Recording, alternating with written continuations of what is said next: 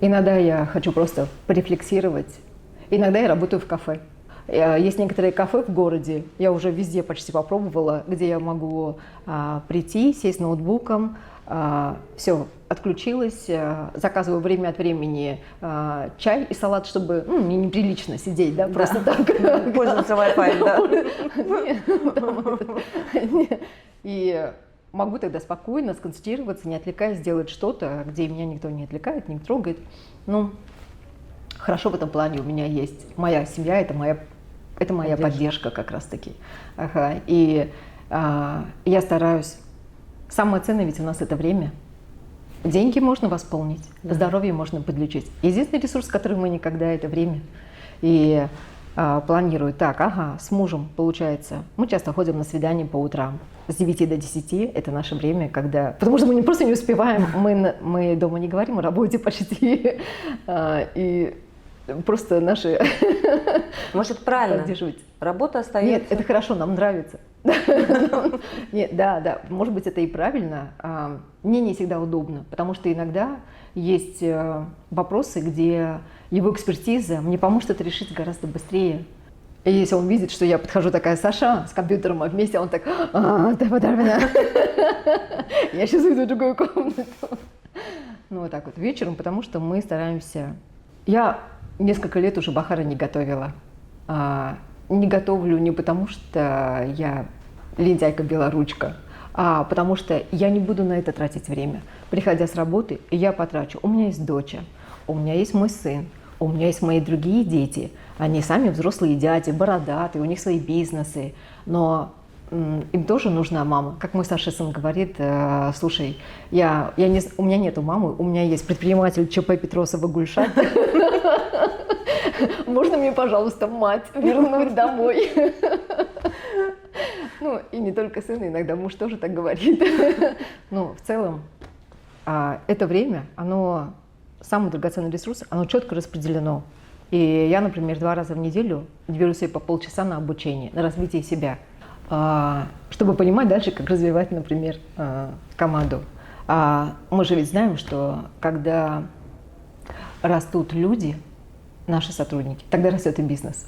И вот так вот, поставив ее сотрудником, специалистом, постепенно она, хорошо справляясь с командой, плюс поддерживая ее в работе и управлении командой, вышла руководителем. И вот вы говорите даже, где было это мероприятие, где Настя участвовала от нашего имени. Да. Обычно так не практикуется. Обычно владелец, онер, он сам говорит, это я. У меня нет такой потребности. Я рада, когда мои сотрудники могут себя вот так вот проявлять, и у них, знаете как, часто повышается планка по отношению к самому себе. Да. И они стараются еще круче это сделать. Есть, конечно, риск, который вы озвучили ранее, что пойдет он потом и сам будет спокойно все делать. Он всегда есть. Даже плохо я буду управлять хорошо, этот риск есть во всех компаниях, во всех бизнесах. Это человеческий фактор. Но лучше это таким образом. И Настя по полной выкладывалась. Она все делала для того, чтобы быть компетентным и профессиональным представителем бизнес-проекта. Но ей это удавалось. Да, это верно. Поэтому, говорю, это один из тех случаев, когда приходит человек, претендует на одну позицию, поговорив, я понимаю, что он даже сам не понимает свой потенциал. И ставлю ему другую задачу. У нас такая одна девушка вышла, которая пришла на СММ, а в итоге стала консультировать по финансам клиентов, потому что она медалистка по финансовой части в университете участвовала в нескольких конкурсах, выиграла медали. То есть умничка, очень скрупулезная, детально, умеет хорошо объяснять, умеет донести вещи простым языком. Представляете, на СММ. А вот такое часто бывает, Бахар, когда люди... Может, никто не разглядел ее таланта? А мы сами иногда не разглядываем. Мы думаем, что мы вот то-то, но не пользуемся нашими сильными сторонами. И наша задача как работодателя, как, просто как консультанта по развитию, понять, в чем хорош, в чем он силен, где его сильности. И предложить ему делать те вещи, где он и сам свой потенциал раскрывает, и мне приносит тогда результаты, которые нужны для бизнеса. Ну, здесь такая задачка, она сложная, можно бывать, можно ошибаться. Не каждый руководитель может увидеть это в своих сотрудниках. Верно. Этому надо учиться. Но научиться можно. Это тоже одна из вещей, которые мы в сообществе, ну, скажем так, помогаем другим вот таким вот образом развивать свой бизнес и себя. Себя в первую очередь прокачивать, потому что не бывает никогда ситуации, когда руководитель, скажем, на этом уровне, а у него бизнес на этом. Это значит, не он делает. Обычно тянется, обычно сначала растет сам предприниматель, и когда растут его компетенции, когда у него появляется опыт, а еще лучше, если у него есть ментор, который ему подсказал, куда наступать, какие грабли нужно, а какие не нужно, и есть кто наставляет его, то всегда растет предприниматель, а уже за ним растет его бизнес. Но до бизнеса здесь что? Здесь его команда. Потому что очень часто мы не можем достичь каких-то больших рывков в бизнесе, успехов, потому что для успеха иногда нужны несколько людей с разными компетенциями, взглядами, мнениями. Я стараюсь брать людей, которые умнее меня. Мне в идеале, если они крутые в своем профессионализме, они профессиональны в своем деле, а моя уж задача интегрировать, развивать и смотреть, куда идти. Даю направление, и они дальше делают. Ну, как бы, это моя задача. Такое было, когда с самого начала, скажем, болезнь многих предпринимателей, когда они пытаются самолично управлять этим всем, как будто боясь потерять контроль или потерять власть, влияние и деньги. Ага. Хотя на все это есть свои инструменты. Да. Успех в бизнесе – это не только прибыльность и рост, это еще и делегировать. Это еще и баланс такой вот в жизни, когда, да, нужно уметь делегировать команды. Ты не способен отдельно все это сделать. Особенно, когда компания, как я говорю, сейчас тренд идет, и я это хорошо наблюдаю. Благодаря возможностям, которые были даны нам ранее еще, многие бизнесы находятся на стадии. Вот есть цикл жизненного этапа компании, и очень многие бизнесы находятся уже в таком секторе, где происходит бурный рост развития, где уже один не может контролировать и все это делать. Здесь это можно было. Ты как папочка свой бизнес лелеешь, холишь, воспитываешь, делаешь. Сюда нельзя жестко навязывание. Здесь нужно идею, лелеять ее и выращивать ее. Но когда она растет, она становится неконтролируемой уже одному. И либо упирается в потолок сам себе, и бизнес потом затухает. То есть на каждом этапе есть свои ловушки, которые надо знать и избежать их. И здесь уже необходимо структурировать, администрировать, привлекать команду, налаживать процессы, иначе пойдут потери. И на этом этапе очень много компаний сейчас находится. Они являются, честно говоря, в основном, по большей части нашими клиентами. И мы через это все прошли, и сейчас еще проходим. Более того, если человек рождается и умирает, то компании многие, они могут функционировать очень много веками. Есть такие компании. Зависит от тех, кто управляет этим. И на каждом этапе жизненного цикла компании можно ее из этого периода уже затухания и, ну, скажем, ведения к банкротству опять переводить на этап роста, находя какие-то новые проекты, новые возможности, в другую сторону идти. Ну, то есть здесь в этом плане это как искусство. А бывает, когда приходят, к сожалению, клиенты, которые уже... Давайте опять обратимся к аналогии доктор и пациент. Да. Когда у пациента уже 4-я стадия рака, уже бизнес все, при этом у него на бумагах показывает, как будто маржа, прибыльность, активы, все есть. Но из-за неправильного, некорректного управленческого ведения у него страшный, например, кассовый разрыв. И он просто становится банкротом. Как становится банкротом? Когда деньги в кассе, это не значит, что ты прибыльный. Это просто отдельное кассовое движение кассовых денежных средств. Прибыльность можно иметь... Вот это, кстати, одна из, скажем так, убеждений предпринимателей. Они думают, что раз у меня деньги есть под подушкой и вот в сейфе, значит все окей, а на самом деле он работает в убыток, он просто поедает свои деньги из оборота в оборот, но не догадывается про это. И бывает наоборот. Компания достаточно прибыльна, хороша, но в данный момент у нее кассовый разрыв, но нет денег. И если он не справится с этим быстро, то либо его ожидает банкротство, смерть, да, получается, бизнеса, либо ему надо находить. И тогда, и вот приходят клиенты, у них очень крупный бизнес, но они не могут даже оплатить за консультацию, не то что своим сотрудникам за несколько месяцев. И тогда мы помогаем найти, например, финансирование. Есть очень много программ, к счастью, тоже. Это и с господдержкой, это и банковские займы, это грантовые заявки от USAID, от ЕБРР. У них тоже очень классные условия. И как бы рассказывая предпринимателю, какими методами ты сейчас можешь сделать, что ты должен спасать, у тебя сейчас хирургическое вмешательство должно быть. Обязательно должно быть. Да, потому что иначе ты через 2 месяца ты уже все не протянешь.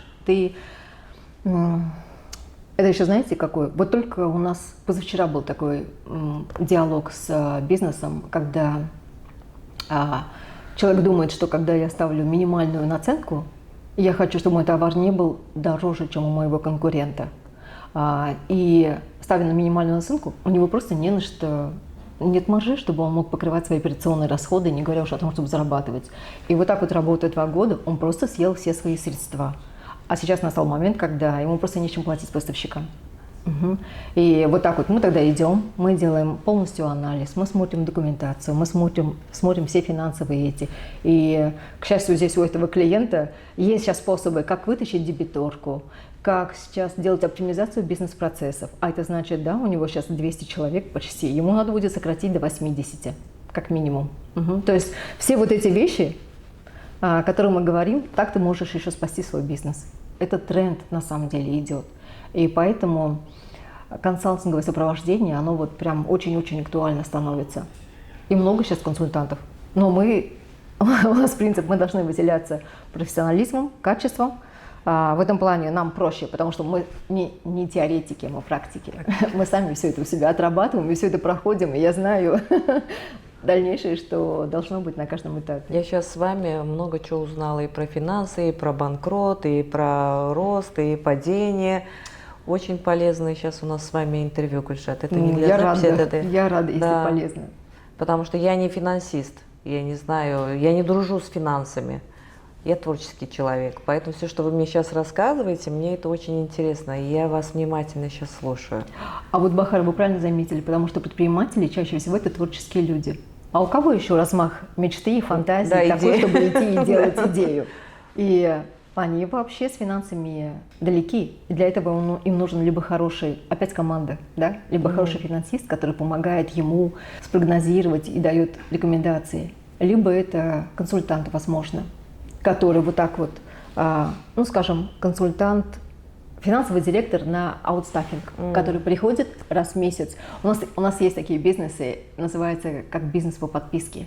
То есть мы заключили договор, и каждый месяц мы приходим, мы делаем поддержку IT, сопровождение, смотрим, все ли у него в порядке, и вместе с ним садимся, и все его цифры, все показатели ему объясняем. У тебя сейчас вот это, вот так-то, так-то. А вот у тебя сейчас прогнозирование, давай мы составим, чтобы ты четко знал, когда, в какой момент тебе нужно закупаться, или там делать эти, или когда у тебя... То есть по всем приходам, расходам. То есть мы приходим вот так вот раз в месяц, с ним вместе прозондировали, смотрим, все в порядке. Это как чекап взять, да? Я знаю, что у вас одно из направлений тоже IT. Да. Искусственный интеллект. Да, это, кстати, да. Ой, в этом плане наши мальчики, они же у нас красавчики. Они же экспериментируют. Вот это тот момент, который нас всегда развивает. И если бы этого не было, мы бы не были бы сейчас, где мы сейчас находимся. Вот смотрите, есть корпоративные стартапы, которые как бизнес хороши. Но, например, если бы один человек занимался только этим, то здесь все очень хорошо. Прибыльность есть, поступления хорошие есть, система вся налажена. Но когда это в рамках холдинга, где все Ну, давайте так, возьмем отдел доставки, да, или отдел операторов, которые работают на все бизнес-направления, то я не могу считать это бизнес-направление отдельно как-то от всех холдинговых расходов. И для меня оно, ну, как бы там есть такой плюс, но он мне не интересен. Был бы это отдельный человек, он бы увидел там очень хороший плюс. Но учитывая все расходы холдинга, мне неинтересно. И если я не вижу способы, как я могу кратно сделать там увеличение, все-таки же это бизнес, а не как бы я просто распылять эти ресурсы буду на то, что не приносит мне кратного дохода, если оно не... Ну, не могу я там сделать. Я пыталась год, но не получается. И тогда мы принимаем решение. Мы оптимизируем все. Мы посмотрели сразу по людям, что как можно сделать, перевели только на онлайн-режим. Все. И оно гораздо... Людей я перевела, но это гораздо упростило тогда этот подход. Это я к тому, что следует всегда оценивать и смотреть, и понимать. Если я не буду это делать, то это уже будет не бизнес, а благотворительность. Где я делаю хорошо другим людям, своим сотрудникам, обязательства перед ними всегда выполняю, как бы ни было, да, развиваю их, но мне надо, чтобы это было все, как бы приносило еще и хорошую, себе, да, хорошую прибыльность. Магазины, получается, это как раз The Outs, и EMI Косметика. Это тоже одно из бизнес-направлений, где мы вообще сделали 3 точки в разных местах, где покупатель мог не просто онлайн заказать, или, например, прийти здесь, выбрать, получить рекомендацию, консультацию, а потом еще и заказать онлайн все, что он там выбрал, например. Гульшат, а вы сами не хотели производством заниматься? Производить самим что-нибудь? Бахар, может быть.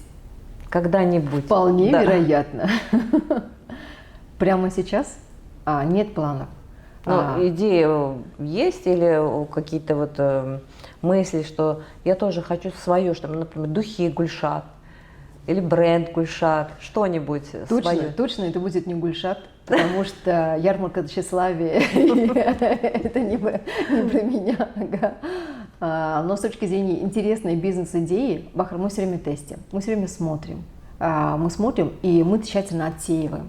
И знаете, получается, что когда тщательно отсеиваешь и при этом правильно все считаешь, то выходит, что не такой уж это и прибыльный проект, каким он бы казался.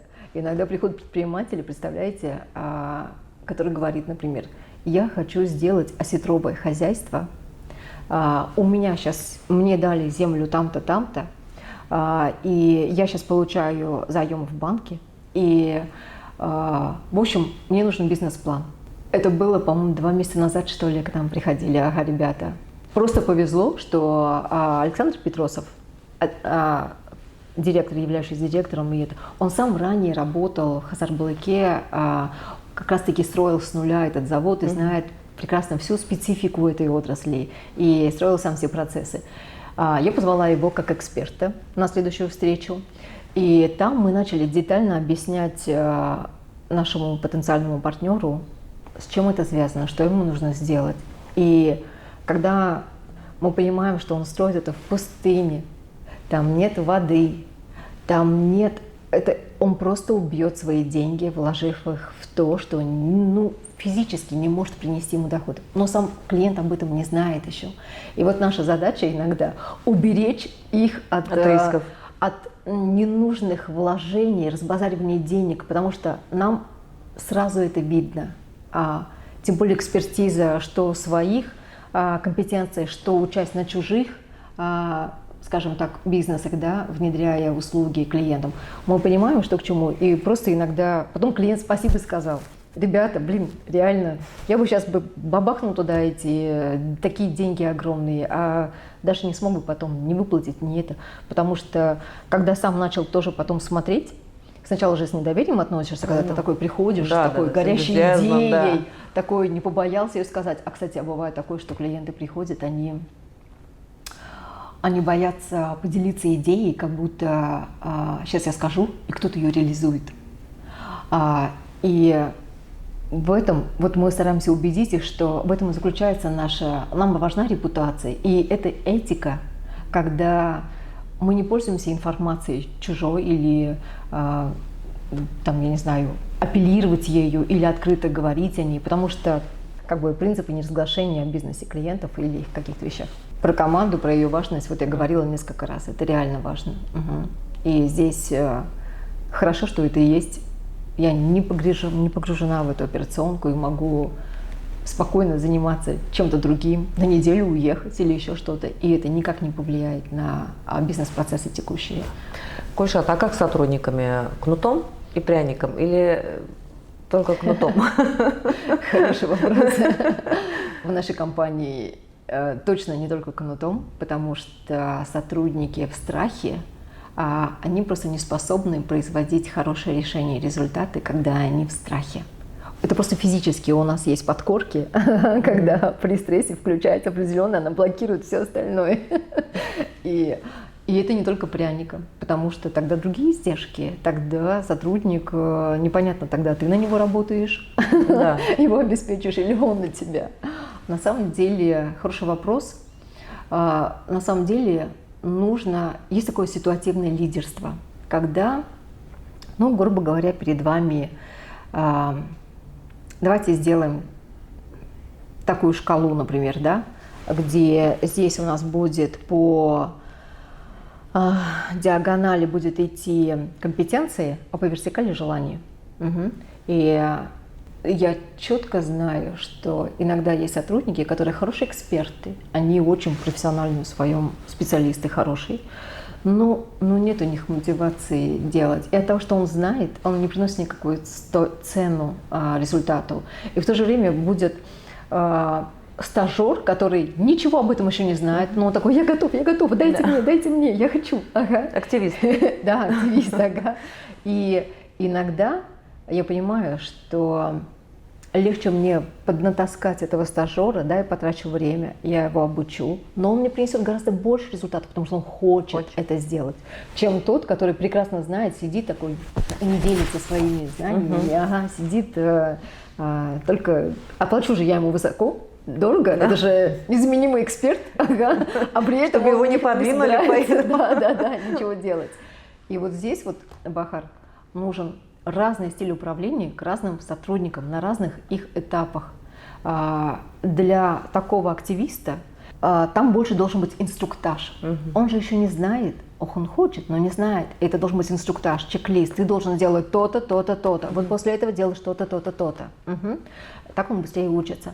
Есть сотрудники опытные, профессионалы. Я говорю они уже знают, что дальше.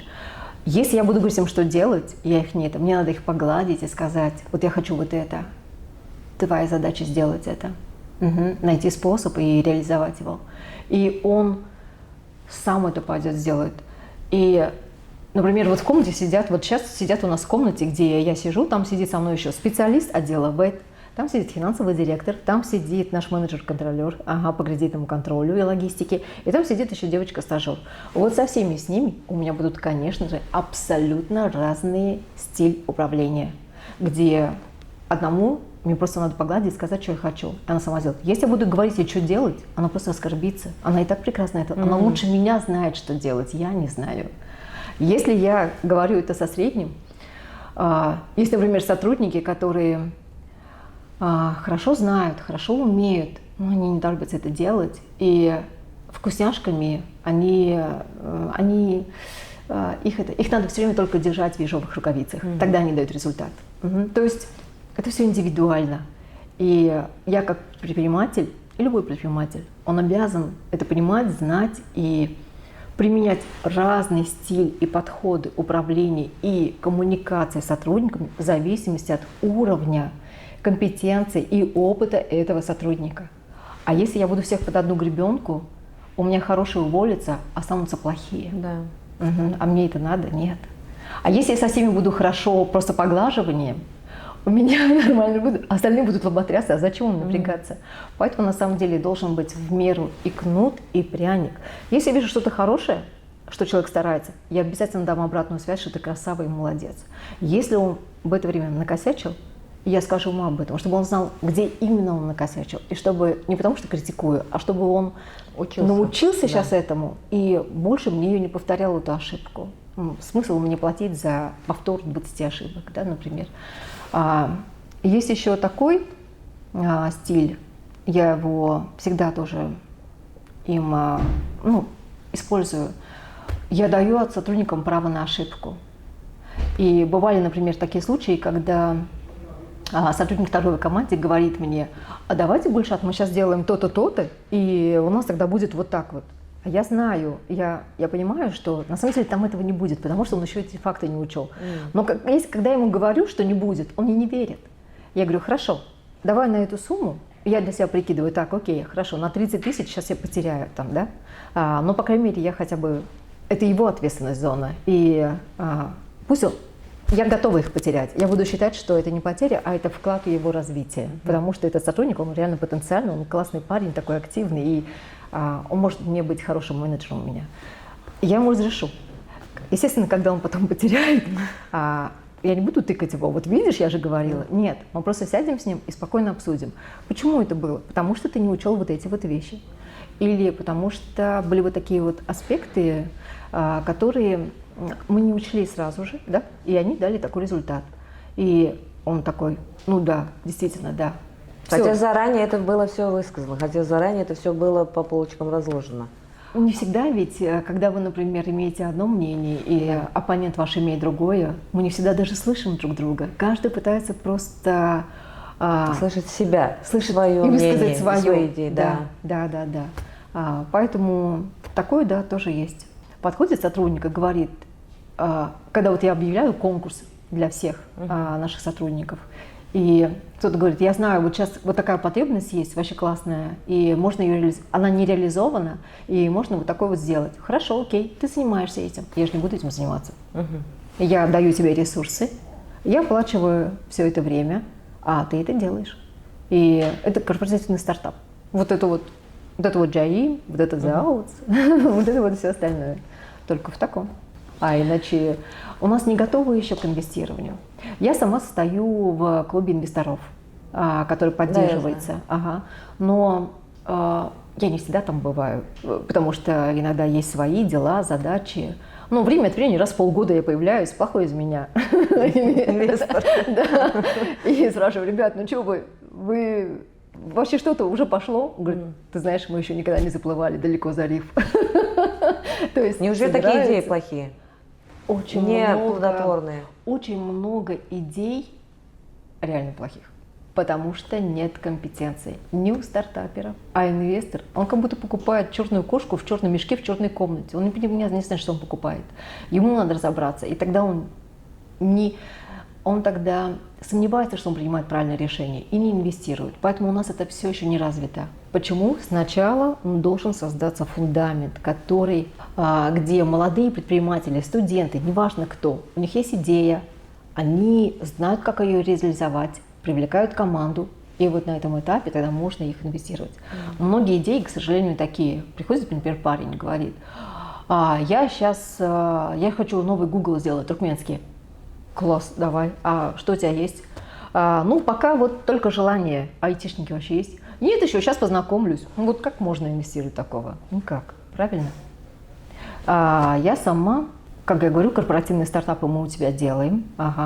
Мы иногда принимаем участие в студенческих стартапах. Во-первых, для нас это опять вин-вин. Для нас это талантливые кадры, которых можно потом привлечь к себе в компанию. И мы не жадничаем поделиться компетенциями, знаниями, обучить. И мы вот так вот в Unirex делали мастер-классы, наши менеджеры, наши эксперты приходили, и мы просто рассказывали, что такое бизнес, как это делается, чем отличается предприниматель от бизнесмена. Здесь тоже большая разница на самом деле. Не все это знают. Вот в таком духе. Но... Скажите нам, чем отличается предприниматель от бизнесмена? Хорошо. Давайте так. Что должен делать предприниматель? И вообще какой он, как вы думаете?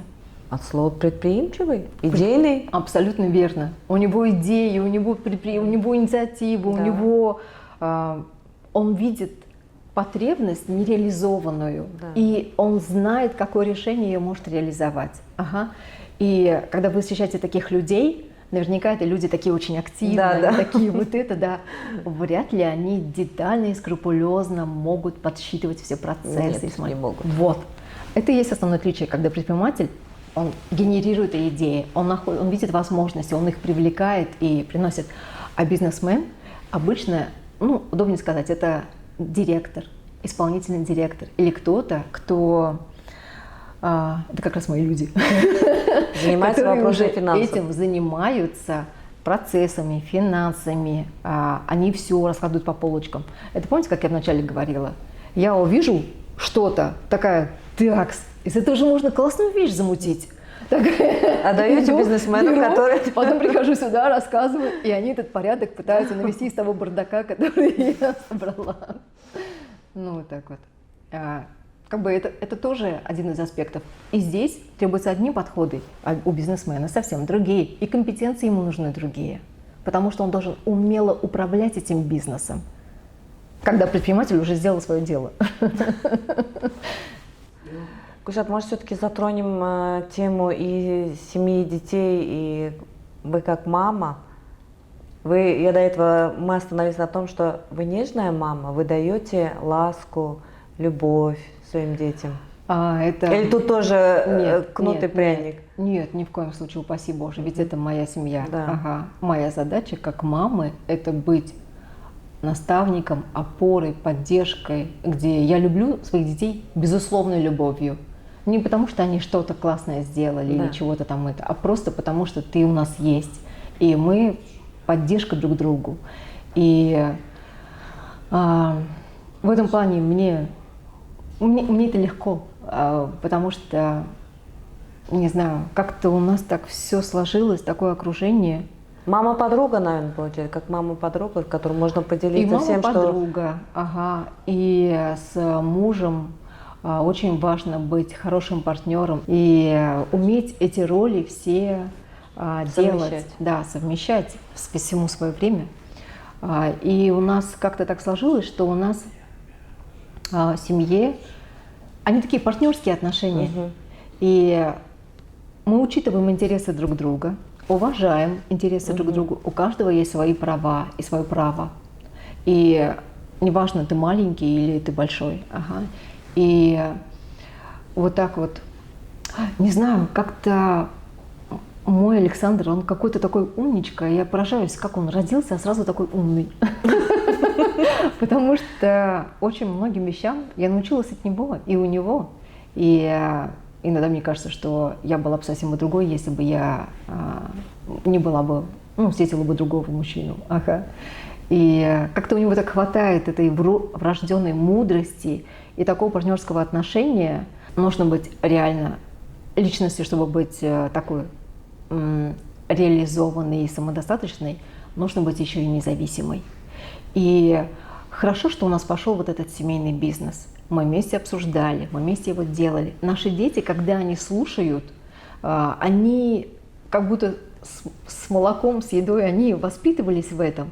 Впитывали в себя. Да, и они видят, что у нас и у них со своими женами точно такие же отношения. Это партнерские отношения, очень уважительные друг к другу, и та сторона, и это, потому что, если мы так не будем делать, какая же мы тогда семья? Ага. И вот это вот такой вот симбиоз, когда друг другу оказывается поддержка, помощь, и каждый в то же время самодостаточный и независим от мнения или от желаний другого, то тогда все, в принципе, и нормально. Я сейчас просто, когда рассказывала, я вспомнила, как когда-то на каком-то из форумов ко мне подошла женщина и говорит: а вы знаете, я из сообщества, как она сказала, адвокация жилищного права, что ли, что-то такое, я сейчас не помню детали. И она говорит: и в нашем сообществе есть представители из Казахстана, Узбекистана, Киргизии, Таджикистана, только Туркменистана нет. Я говорю: а расскажите мне детальнее, а о чем вы вообще, про что концепция чего? И она говорит: у нас, мы боремся за то, чтобы, например, у каждого были свои права, и когда, например, женщина разводится со своим супругом, то чтобы она не оставалась выброшенной с детьми на улицу, потому что по праву передается все мужчине. И я когда услышала, я когда стала расспрашивать, я говорю: вы знаете, у вас никогда не будет Туркменистана. Это мы вас скорее научим, у нас вообще другие подходы. У нас, если мужчина с женой, упаси Боже, разводится, то, скорее всего, все перейдет жене и детям, потому что реально светское государство, у нас реально эти права, ну, как бы не на пустом месте, они реально... Она говорит, а что, у вас нет бомжей? Нету. А что, у вас нет... Как-то она так стала расспрашивать. И мне так было жалко, что вот этот диалог, его не слышали многие вещи здесь, ну, многие люди, потому что они как-то получают эти блага, и как будто это так и должно быть. И они даже не знают, что в других странах, например, в Казахстане, только 6 лет назад женщинам официально разрешили заниматься IT. Представьте, законодательно у них не было до этого. В Узбекистане, я когда слышу иногда, какое отношение идет к равноправию, я не знаю, вот всех, да, и понимаю, что не все это оценивают и осознают, что здесь возможности есть у каждого. Иди просто, чуть талант имей, и все у тебя есть, и тебя защищают. У меня, я не знаю, я не скажу, что я великий патриот, но у меня вот, наверное, больше желания вот так вот стало идти, когда я встречаюсь с другими странами, они мне говорят, мы так мало знаем про вас. И когда я рассказываю, они реально хотят переехать, это правда, это проблема с визой, потому что я вижу, что, наверное, из-за этого у меня больше идет, не только брать, но и отдавать, просто отдать должное, потому что, действительно есть возможности, это просто надо брать и делать. Гульшат, что вы можете посоветовать нашим девочкам, женщинам, именно совет от Гульшат Петросовой? В первую очередь пожелала бы, во-первых, никогда не сдаваться, иди, и ты найдешь, и двери откроются, я много раз это видела. И очень часто бывает, что какие-то падения или ошибки, или какое-то, это наоборот начало новых возможностей. У меня как-то много раз это происходило. Еще я четко для себя усвоила один момент и рекомендую не задаваться вопросом, что у меня есть, да, то есть в чем я нахожусь, где я нахожусь, что есть, а идти от вопроса, что есть, к тому, а что могло бы быть? Мы сами можем, как архитекторы, реально, как инженеры, строить вот эту свою жизнь. Если мы не отдаем ответственность за свои действия кому-то другому, семье, там, родителям, меня плохо воспитали, там, школе или еще кому-то. А когда только мы несем эту ответственность и принимаем на себя. Мечтать. Когда мечтаешь, когда нет мечты, нет цели, к чему идти. А когда ты думаешь, а что могло бы быть? И я представляю себе это, я прям чувствую это, я прям ощущаю это телесно. Я уже представила, как будто это уже произошло. И как-то так все работает, что мы начинаем улавливать, и все действительно к этому сводится. Поэтому первый вопрос. Никогда не сдаваться, мечтать, дерзать, все время учиться. Открывать двери. И открывать двери, не только брать, но и отдавать. И любить людей. Как неожиданно будет выглядеть. Да. Но вот смотрите, хороший консультант, вот консультант — это призвание, я это точно поняла, потому что есть очень профессиональные консультанты, но если они не любят людей, вряд ли они чем-то могут помочь. Консультант — это скорее призвание, когда ты любишь людей, ты хочешь, чтобы у них все получилось, ты хочешь, чтобы у них все реально развивалось, и тебе еще за это платят, за свой профессионализм. И просто относитесь к открыто, ищите возможности, я не знаю, любите просто жизнь, пытайтесь наслаждаться каждым моментом. Иногда полезно, знаете, как задумываться. Представьте, как будто вам осталось жить год. Себе, да. И тогда, я практикую это. И тогда многие вещи, они, кажутся, бессмысленные, все, что мы делаем. И начинаешь по-настоящему тогда ценить и радоваться каждому моменту. И, например, ложась спать с детьми, мы обсуждаем с ними, что у нас было сегодня классного. Прям вот реально. И за что я могу сегодня себя похвалить, вот что хорошего я сегодня сделал, и прям я этим горжусь. И когда ты это ищешь, то ты потом начинаешь находить это в любой момент времени, и, не знаю, оно нас больше открывает. А когда мы открыты, то у нас больше возможностей попадается. А у вас есть ваша любимая цитата? Так, как я поняла, наверное, любите жизнь. Вы точно не живете со мной рядом? Любите жизнь, и жизнь будет любить вас. Я это вижу каждый день, даже сегодня. Спасибо. Спасибо вам за время, то, что уделили нам. Спасибо вам тоже. Очень приятно и профессионально вы умеете вести свою деятельность, от чего доставляя, с большим комфортом и с большим удовольствием я прям поделилась. Хотя обычно я не люблю интервью, я не люблю какие-либо вещи, рассказывать что-то о себе. Но здесь мне было прям легко и, надеюсь, полезно. Очень полезно.